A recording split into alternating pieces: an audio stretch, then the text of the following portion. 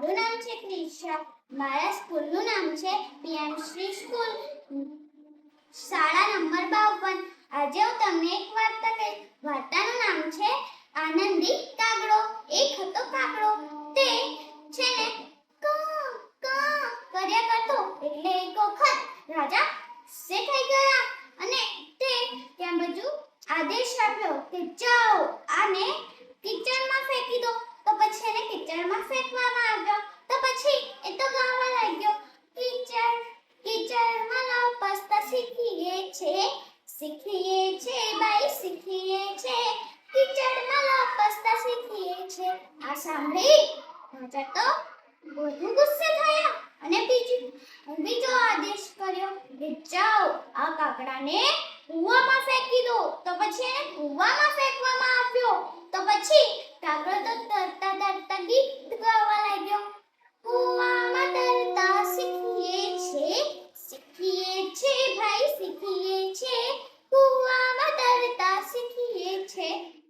આ સાંભળી રાજાએ તો ફરી આદેશ મોકલ્યો કે જાઓ આ કાગડાના કાંટામાં ફેંકી દો. તો એને કાંટામાં ફેંકવામાં આવ્યો. તો પછી કાગડાને તો ખૂબ કાંટા લાગવા લાગ્યા.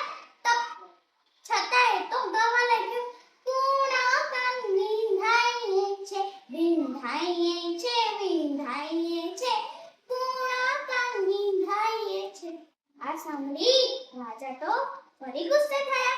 એટલે એને આદેશ મોકલ્યો કે આને તેલમાં નાખી દો. તો પછી એને તેલમાં નાખવામાં આવ્યો. તો પછી કાગડો તો ફરીથી ગાવા લાગ્યો, તેલ કાને મૂકીએ છે ભાઈ મૂકીએ છે, તેલ કાને મૂકીએ છે. પછી રાજાએ ફરી આદેશ મોકલ્યો કે આ કાગડાને પેલા ઘીમાં નાખી દો. તો પછી એને ઘીમાં નાખવામાં આવ્યો.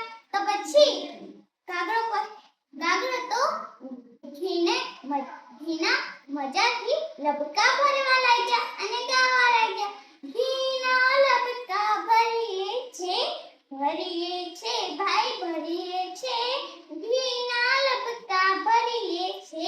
આ સાંભળી રાજાએ વિચાર્યું, હે ભગવાન આ કાગડાને હું શું કરું? હવે એને વિચાર આવ્યો કે આને હવે છાપરા પર નાખી દઈએ. તો આને છાપરા પર નાખવામાં આવ્યું. તો કાગડો તો નળિયા ગોઠવવા લાગ્યો છાપરા પર અને ગાવા લાગ્યો, નળિયા ગોઠવતા શીખીએ છે ભાઈ શીખીએ છે, નળિયા ગોઠવતા શીખીએ છે. રાજાએ પછી એ કરી ઉદાસ થઈને એને કાગડાને